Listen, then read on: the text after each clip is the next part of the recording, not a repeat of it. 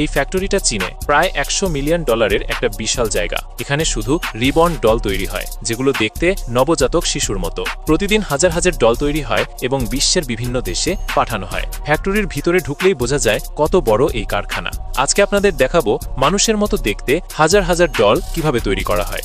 প্রথমে ডিজাইনাররা কম্পিউটারে ডলের মুখ আর শরীরের ছবি তৈরি করে। এই ছবি থেকে ঠিক হয় কোন ডলের মুখ কেমন হাসবে বা কাঁদবে। তারপর 3D সফটওয়্যারে পুরো মডেল তৈরি করা হয় যাতে সবকিছু নিখুঁত হয়। এই মডেল দেখে তারপর ছাঁচ বানানো হয় যাতে ডলের আকৃতি একদম ঠিকঠাক আসে। এরপর ভাইনাইল নামের একটা নরম প্লাস্টিককে বড় মেশিনে গরম করা হয়। গরম করে গলিয়ে ফেলা হয় যাতে ছাঁচে ঢালা যায়। এই গলানো প্লাস্টিকে রং আর বিশেষ জিনিস মেশানো হয় যাতে চামড়ার মতো নরম লাগে। মিশ্রণ ঠিক হলে তারপর সেটা ইনজেকশন মেশিনে পাঠানো হয়। ছাঁচ দুটো অংশে ভাগ করা হয়। এক অংশ বন্ধ করে তার মধ্যে গরম ভাইনিল ঢালা হয়। ঢালার পর ছাঁচটিকে ওভেনে রাখা হয় যাতে ভাইনিল শক্ত হয়ে যায়। হাত, পা, মাথা, শরীর আলাদা আলাদা ছাঁচে তৈরি হয়। শক্ত হলে ছাঁচ খোলা হয় আর গরম গরম অংশ বের করা হয়। তারপর গরম অংশগুলোকে ঠান্ডা করার জন্য কুলিং সিস্টেমে পাঠানো হয়। গরম অংশগুলোকে ঠান্ডা করার পর কর্মীরা ছুরি দিয়ে অতিরিক্ত ভাইনিল কেটে ফেলেন। এই কাটার কাজ খুব সাবধানে করা হয় যাতে কোনো দাগ বা স্পট না থাকে। তারপর সব অংশ ভালো করে ধোয়া হয় যাতে একদম পরিষ্কার থাকে। ধোয়ার পর বড় ফ্যান দিয়ে ভালোভাবে শুকিয়ে নেওয়া হয়। তারপর ডলগুলোর হাত, পা, মাথা, শরীরকে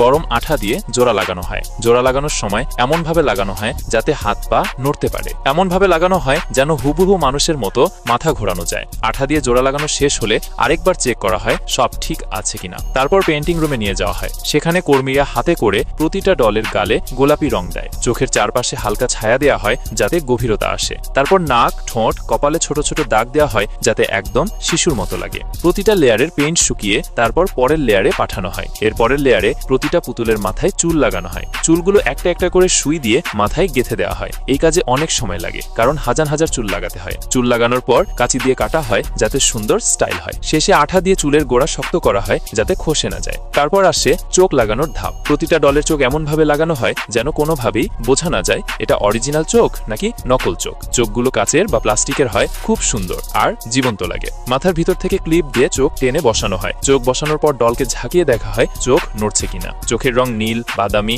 সবুজ বিভিন্ন রঙের হয় কারণ মানুষের চোখ যেমন অনেক রকম হয়। তারপর ডলের ভেতরে কাচের পুঁতি বা নরম বালি ভরা হয় যাতে ওজন হয় একটা হুবহু বাস্তব শিশুর মতো।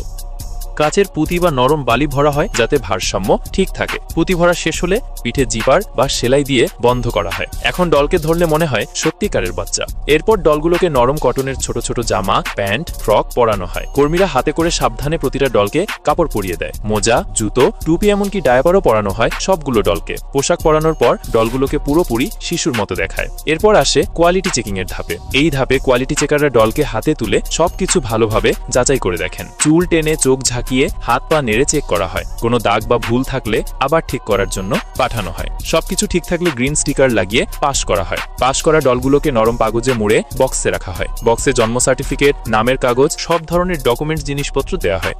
তারপর বড় কার্টুনে অনেকগুলো বক্স ভরা হয়। সবশেষে কার্টুন সিল করে ট্রাকে লোড করা হয় বিদেশে পাঠানোর জন্য। একটা রিবন ডল তৈরি হতে অনেক ধাপ আর অনেক মানুষের পরিশ্রম লাগে। এই ডলগুলো কিনে অনেকে মা হওয়ার স্বপ্ন পূরণ করেন। কেউ কেউ শুধু সঙ্গী হিসেবে রাখেন যাতে একা না লাগে। এই ফ্যাক্টরির কর্মীরা গর্ব করে বলেন তাদের তৈরি ডল সারা পৃথিবীতে হাসি ছড়ায়। শেষ পর্যন্ত দেখে নিশ্চয়ই বুঝতে পেরেছেন এটা শুধু একটা ফ্যাক্টরি না, এটা যেন মানুষের অনুভূতিকে ছুঁয়ে যাওয়ার এক অদ্ভুত কারখানা। হাজার মানুষের হাতে তৈরি হয়ে জন্ম নেয় এমন পুতুল যেগুলো বাস্তব আর কল্পনার মাঝের সীমানা মুছে দেয়। এদের তৈরির প্রতিটি ধাপে লুকিয়ে আছে নিখুঁত দক্ষতা, ধৈর্য, আরেক ধরনের অজানা মায়া। বিশ্বের এক কোণে জন্ম নেওয়া এই ছোট্ট সৃষ্টি কে জানে কার জীবনে আবার নতুন গল্পের শুরু করে দিবে। পরের ভিডিওতে এমনই অজানার চমকানো তথ্য নিয়ে আবার দেখা হবে। ততক্ষণ পর্যন্ত ভালো থাকুন আর কিউরিওসিটিটাকে বাঁচিয়ে রাখুন।